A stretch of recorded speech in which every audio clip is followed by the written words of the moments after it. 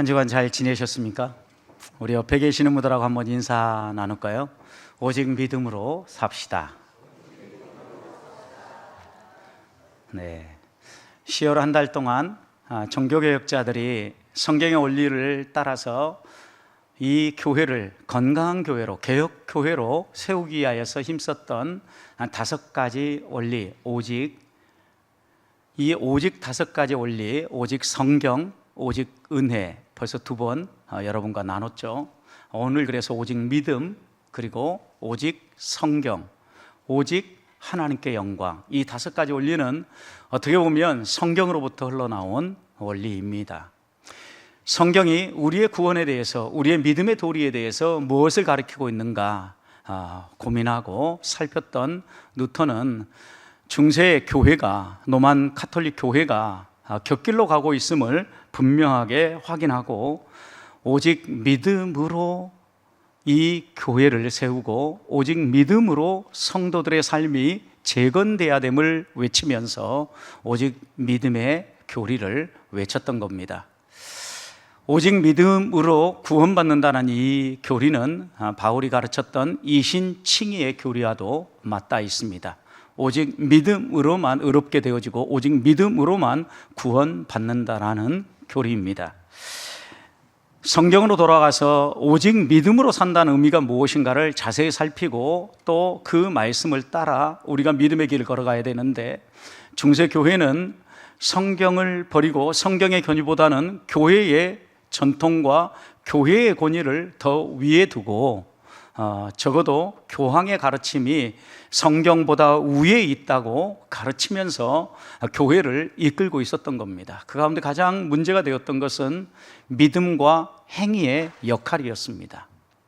그들은 면죄부를 팔면서도 또 선행을 강조하면서 하나님 앞에서 구원을 받으려고 하면 적어도 선행을 행해야 된다, 또 이렇게 면죄부를 사야만 지금 연옥에 있는 사람들도 구원받을 수 있고 사람들이 구원의 길에 이를 수 있다라고 호도한 것입니다.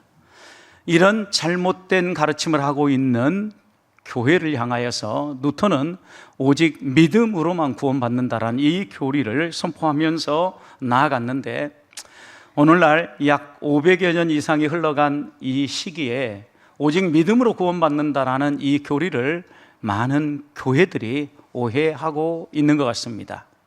오직 믿음으로 구원받는다고 하니까 선행을 버리기도 하고 또 선행으로 구원받으려고 하는 사람들도 생겨났다라는 말씀입니다. 믿음과 선행이 어떤 역할을 해야 되고 어떤 관계를 맺어야 되는지 오해했기 때문에 나타나는 것입니다. 만약 여러분 생각해 보십시오. 오직 믿음으로만 구원받기 때문에 선행을 버리고 선행을 포기한다고 하면 율법 폐기론자들처럼 실천적 무신론자들이 되는 겁니다. 그들은 하나님을 믿는다라고 말로 이야기할지는 모르지만 행동은 무신론자들처럼 살아간다라는 말씀입니다. 오늘날 우리들이 겪고 있는 교회의 어려움들도 생각해 보십시오. 신뢰도가 떨어진다, 불신자들이 믿는 사람들에 대해서 손가락질한다, 이 모든 것들은 오직 믿음의 교리를 오해했기 때문입니다. 오직 믿음으로 산다라는 의미는 믿음으로 구원 얻는다라는 이 교리와 함께 분명하게 우리에게 가르치는 것은 믿음의 삶을 사는 사람들은 또 그들의 삶 가운데 선한 행위가 나타난다라는 이 부분을 선명하게 가르치고 있음에도 불구하고 그것을 간과했기 때문이라는 겁니다. 종교개혁자들이 강조하는 오직 믿음은 인간의 행위를 반대하거나 행위를 배제하려고 오직 믿음의 교리를 선포한 게 아닙니다. 올바른 믿음은 오히려 순종을 수반한다고 외쳤던 사람들이 종교개혁자들입니다.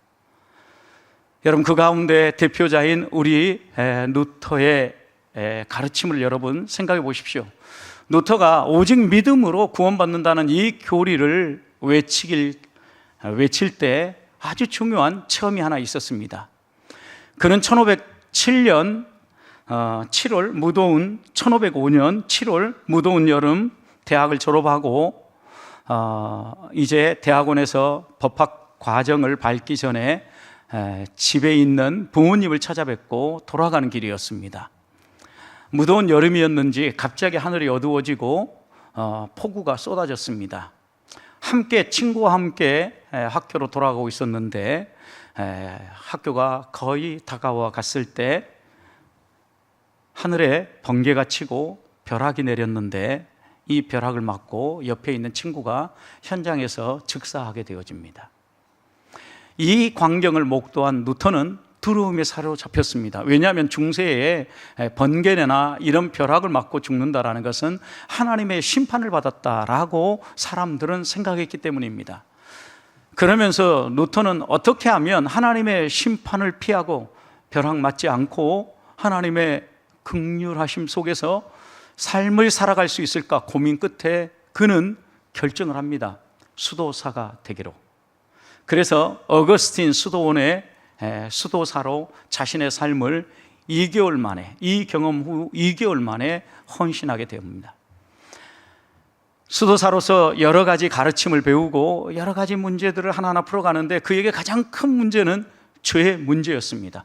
어떻게 죄를 해결할 건가 이 고민을 했는데 수도원에서 가르치는 바에 의하면 열심히 노동을 하고 그 다음에 고행을 하고 그 다음 선행을 행하면서 하나하나 우리의 삶의 여러 가지 죄들을 해결한다라고 가르쳤던 겁니다. 여러분, 그런데 루터가 아무리 고행을 해도 그리고 아무리 그 가르침을 따라 열심히 힘쓰고 애써 보아도 죄의 문제가 해결되지 않고 고행할 때뿐, 금욕적 삶을 살아갈 그 순간뿐 지나고 나면 어김없이 죄의 생각이 자기 안에 떠오르는 것이 마음에 매우 힘들었던 겁니다. 그러면서 그는 한 가지 결론에 이르게 되는 겁니다. 고행과,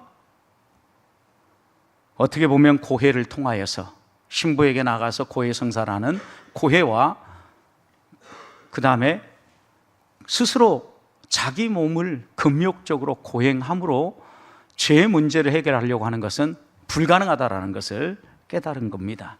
자신의 모든 죄를 일일이 다 고백할 수도 없고 고행으로 죄 문제도 해결되지 않는다는 결론에 이르게 된 겁니다. 그러면서 그의 마음 가운데 생기는 것은 한 가지, 하나님을 향한 원망이었습니다. 내가 수도원에 헌신해서 수도사로 살아가면 하나님이 자비를 베풀어 주시고 이 죄 문제를 풀어줄 줄 알았는데 아무리 고행을 하고 수도원의 가르침을 따라 힘써도 하나님이 이 죄 문제를 풀어주지 않는 걸 보니까 하나님은 인간이 도달할 수 없는 거룩함의 기준을 설정하고 우리를 괴롭힌 분이다라고 생각을 하고 원망하고 불평했던 겁니다. 왜냐하면 루터가 선을 행하고 의를 쌓으면 쌓을수록 하나님의 의는 더 높은 수준의 의를 요구하고 자신을 괴롭혔기 때문입니다. 이런 고난 가운데 불평이 쌓여져 갈 때 그의 삶에 변화를 준 사람은 선배 수도사였던 요한 스타우피츠였습니다. 루터와 가까이 지내면서 루터의 고민을 다 들었던 이 스타우피츠는 루터에게 한 가지 제안을 합니다. 공부를 좀 더 해가지고 비텐베르크 대학에서 교수 생활을 해보면 어떠느냐. 이 스타우피츠의 생각으로는 성경을 좀 더 깊이 연구하면 루터가 지금 고민하고 있는 이 문제들이 풀어질 것이기 때문에 신학을 더 공부하고 이렇게 교수 생활을 하면 좋겠다라고 제안을 한 겁니다. 루터는 이 제안을 받아들이고 1512년 신학 박사 학위를 받고 비텐베르크 대학에서 성경을 가르치는 선생님이 되어집니다. 루터의 연구실이 그 비텐베르크가 바로 옆에 있는 어거스틴 수도원 연구실이 있었는데 루터의 연구실은 이 어거스틴 수도원 가운데서도 하나의 탑이 있었는데 탑 꼭대기 쪽에 있는 연구실이었다고 합니다.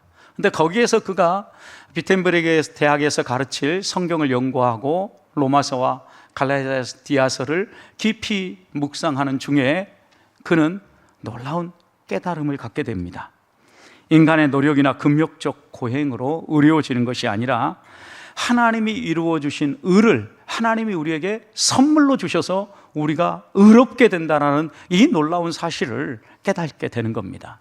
그리고 이 체험을 기점으로 해서 교회를 향하여서 교회가 잘못 가르치고 있는 것을 깨우치고자 계속해서 저술들을 해내고 여러 글들을 써내기 시작합니다.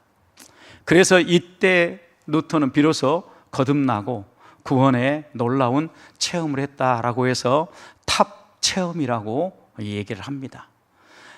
루터의 이런 탑 체험이 오늘의 종교 개혁을 이끌었고, 또 이 탑 체험으로부터 가장 중요하게 여기는 것이 오직 믿음으로라는 교리입니다. 사랑하는 성도 여러분, 오늘 살아가는 우리들이 마음에 새겨야 될, 그리고 루터가 깨닫고 우리에게 강력하게 선포하는 오직 믿음의 교리는 무슨 의미입니까? 오늘 본문은 오직 믿음에 대하여서 뭐라고 가르칩니까? 4절 말씀을 보십시오.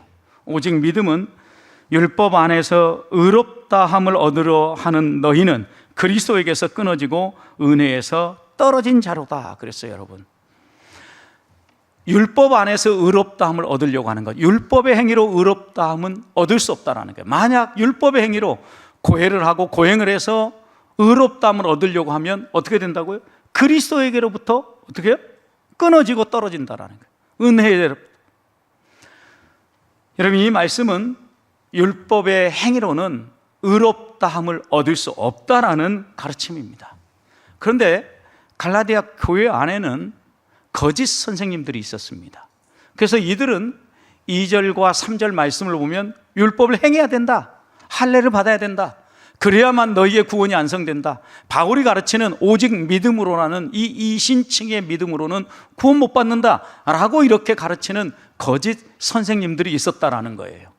여러분, 그런데 이 거짓 선생들이 믿음으로는 구원받지 못함을 선포하면서 율법을 지키되 할례도 받아라, 이렇게 강조하며 가르친 겁니다. 그래서 그들을 향하여 아무런 유익이 없음을 바울은 분명하게 이야기하죠. 여러분, 2절 말씀 보십시오. 보라, 나 바울은 너희에게 말하오니 너희가 만일 할례를 받으면 그리스도가 너희에게 어때요? 아무런 유익이 없다 그랬어요. 그리스도가 십자가에 죽으시고 그리스도가 우리를 위해 행하신 모든 행위는 아무런 의미가 없다라는 거죠. 율법의 행위로 구원받고자 하면. 그래서 3절 이어서 이렇게 얘기합니다. 내가 할례 받는 각 사람에게 다시 증언하노니 그는 율법 전체를 행할 의무가 있다. 생각해봐라. 할례를 행하고 율법을 행함으로 구원받고자 한 사람에게 하나님이 주신 의무가 있다. 그것은 뭐냐면 율법 전체를 지켜야 된다는 거죠.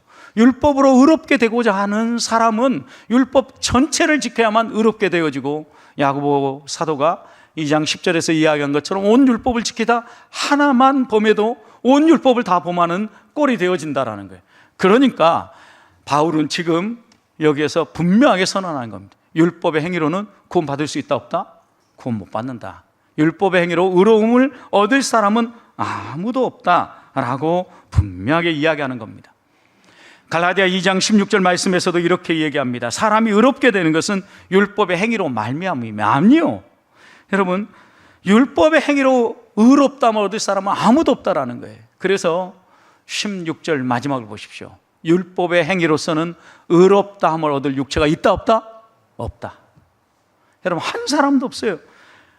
그래서 바울은 로마서 1장 17절에서 이렇게 선언합니다.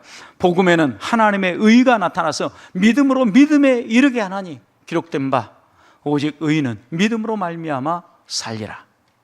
여러분, 하나님의 의를 우리가 열심히 노력하고 율법을 행함으로 만들어가는 게 아니에요. 하나님의 의는 어떻게 한다고요? 나타나요, 우리에게.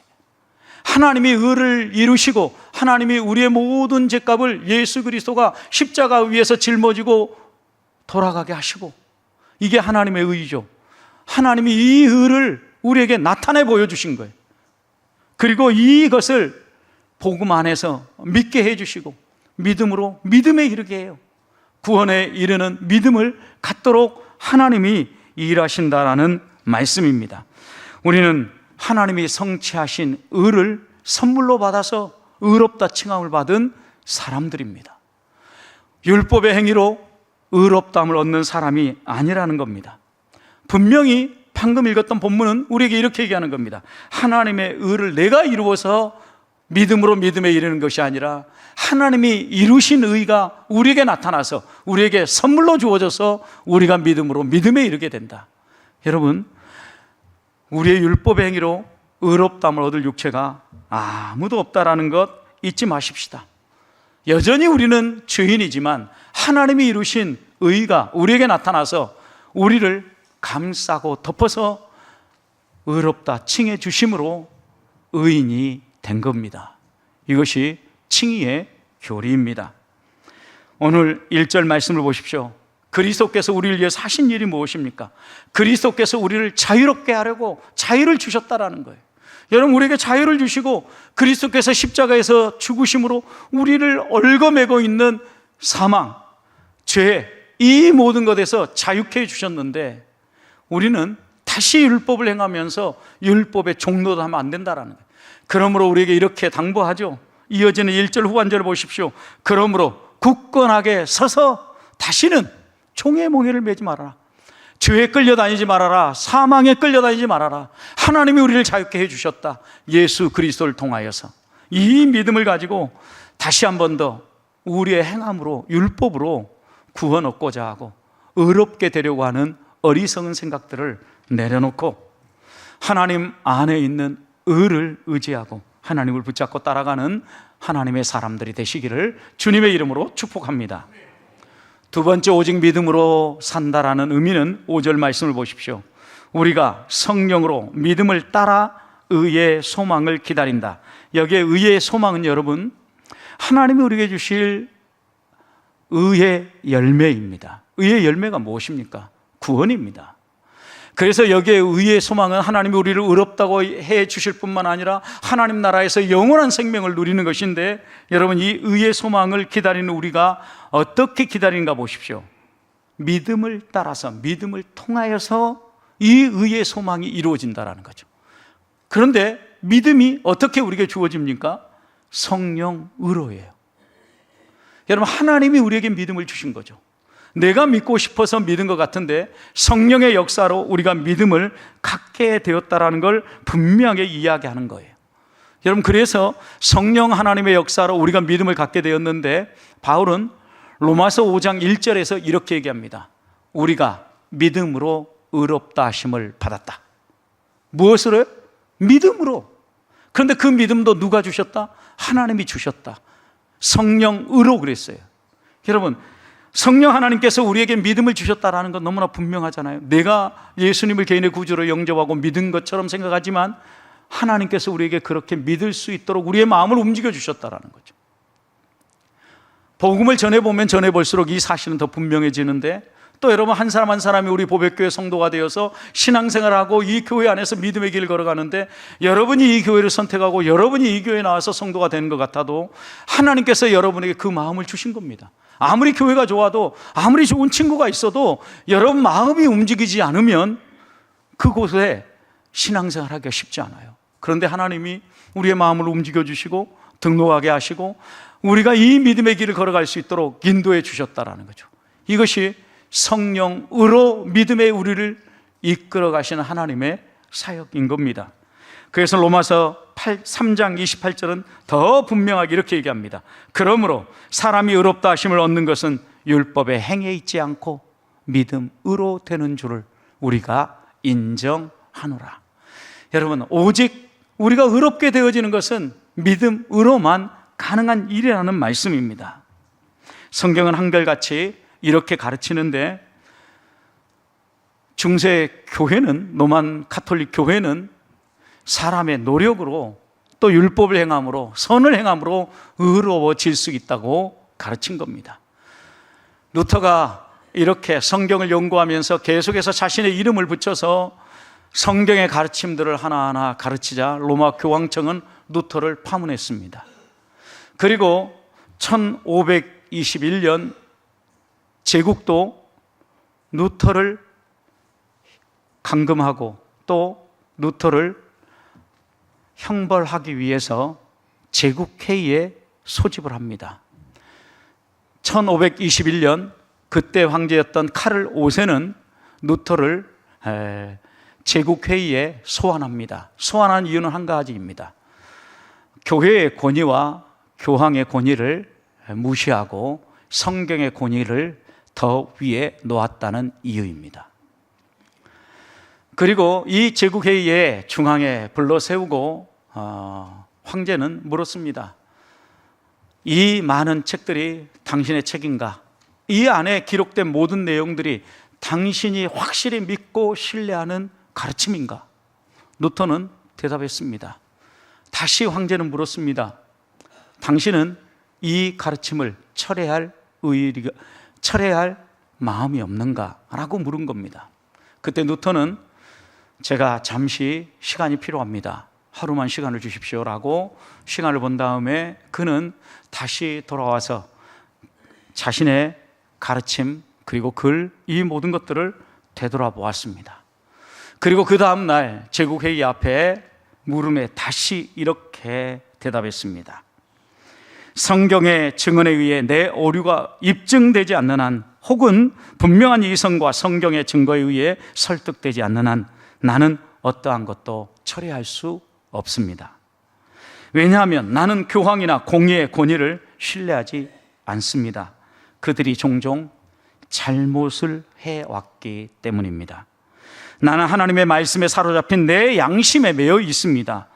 양심을 거스리는 것은 우리에게 안전하지도 않고 허용되지도 않습니다.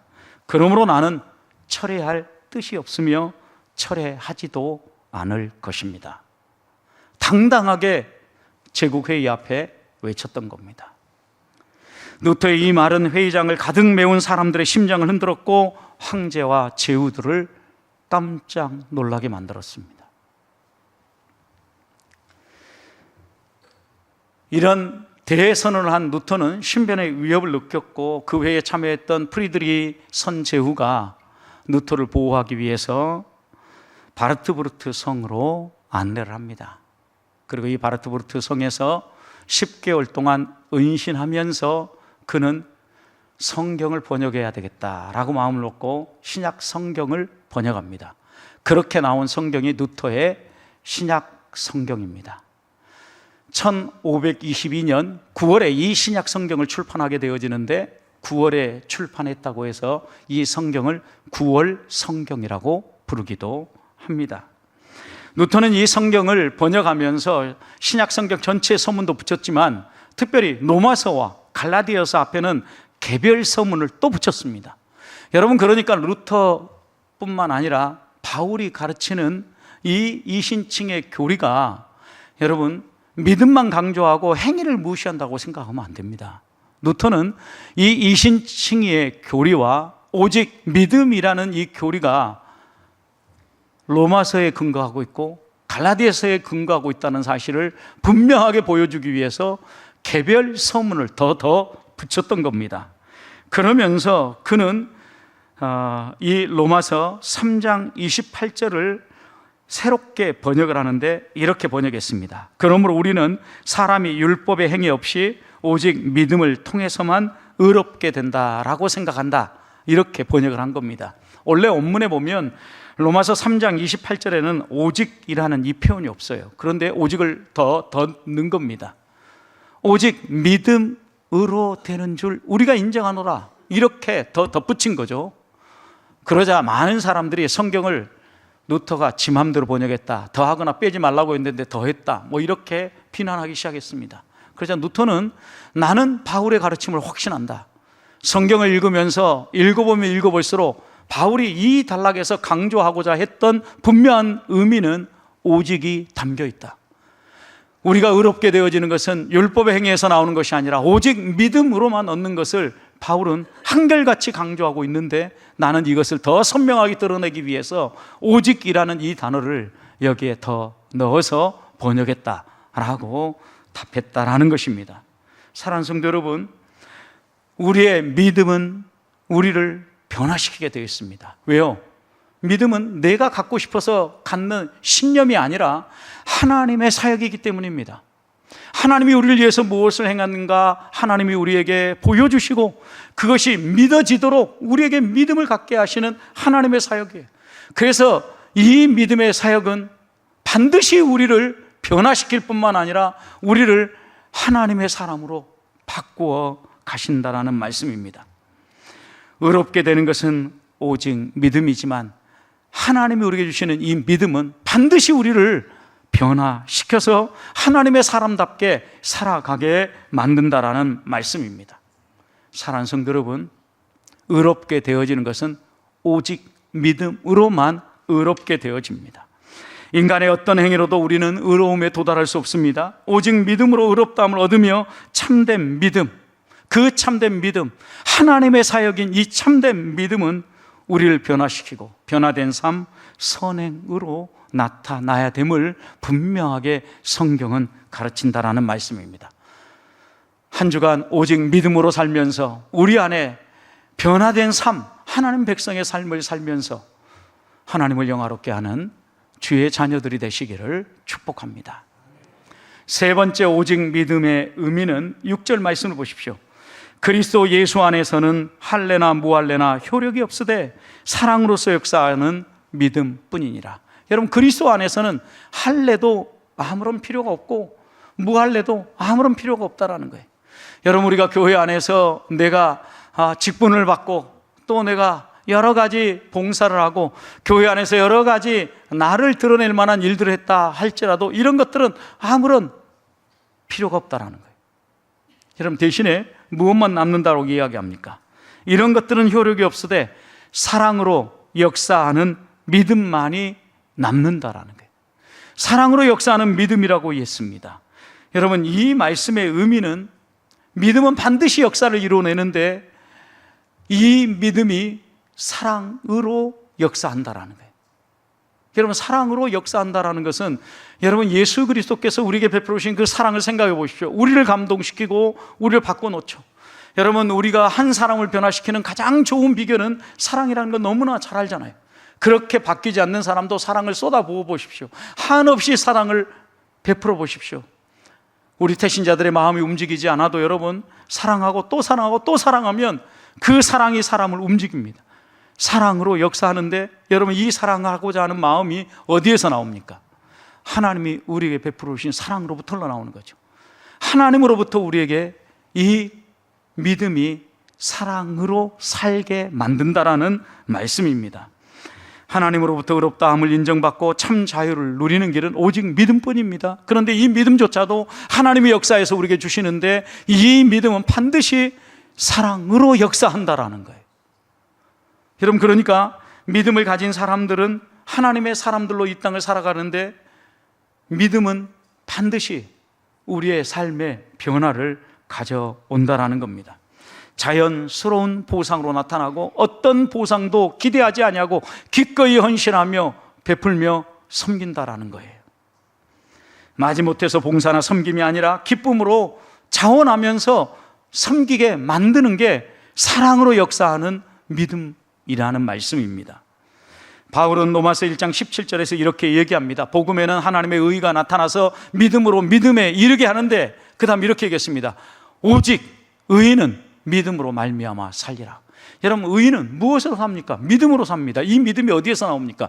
하나님의 역사로 우리에게 새겨진 믿음입니다. 그 믿음이 우리를 하나님의 사람답게 살게 만들고 선을 행하게 만들고 의롭게 살게 만든다라는 말씀입니다. 누턴은 믿음은 끊임없이 선을 행하지 않는 것은 불가능하고 선을 행하지 않는다면 가짜 믿음이라고 얘기했습니다. 그러니까 하나님이 우리에게 주시는 하나님의 사역으로서 얻어진 이 믿음을 가지면 선은 반드시 행하게 되어 있다라는 거예요. 선행하지 않는 믿음은 가짜라는 거예요. 그래서 루터는 이렇게 단호하게 선언했습니다. 선행이 없는 사람은 불신자다. 여러분, 우리가 거듭나고 하나님의 말씀 안에서 하나님의 사람으로 역사하는 그 믿음이 우리 안에 생기면 반드시 믿음은 사랑으로 역사한다라는 거예요.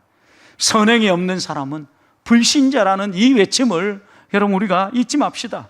중세 교회가, 로만 카톨릭 교회가 오해했던 게 무엇입니까? 선을 행함으로 구원받으려고 한 건 오해였습니다. 여러분, 그러나 루터는 이 믿음과 선행의 관계를 선명하게 선포한 것입니다. 의롭게 되어지는 것은 율법의 행위에서 나오는 것이 아니라 오직 믿음으로 나오는 것이고, 하나님이 우리에게 주시는 이 믿음은 반드시 선행으로 역사하게 되어 있다는 말씀입니다. 구원받은 하나님의 백성이 어떤 변화를 이루면서 살아가야 될 것인가를 우리에게 보여준 겁니다. 오직 믿음의 교리는 값싼 은혜주의자들을 배격할 뿐만 아니라 율법 폐기론자들도 배격한다는 것을 분명하게 보여준 겁니다. 오히려 우리 주님이 가르쳐 준 것처럼 하나님이 주시는 참된 믿음을 소유하면 하나님의 말씀을 이루면서 우리 안에 변화된 삶을 추구하고 선을 행하며 봉사하며 하나님 사랑을 널리 전하는 하나님 백성의 삶을 살아간다라는 말씀입니다. 사랑하는 성도 여러분, 종교개혁자들이 외쳤던 오직 믿음의 교리를 잊지 마십시다. 다시 우리 마음에 새기십시다. 율법의 행위로 구원받을 사람은 없습니다. 의롭게 이룰 사람은 아무도 없습니다. 하나님이 우리에게 선물로 주시는 의, 믿음으로 역사하는 그 의는 선을 행하게 만듭니다.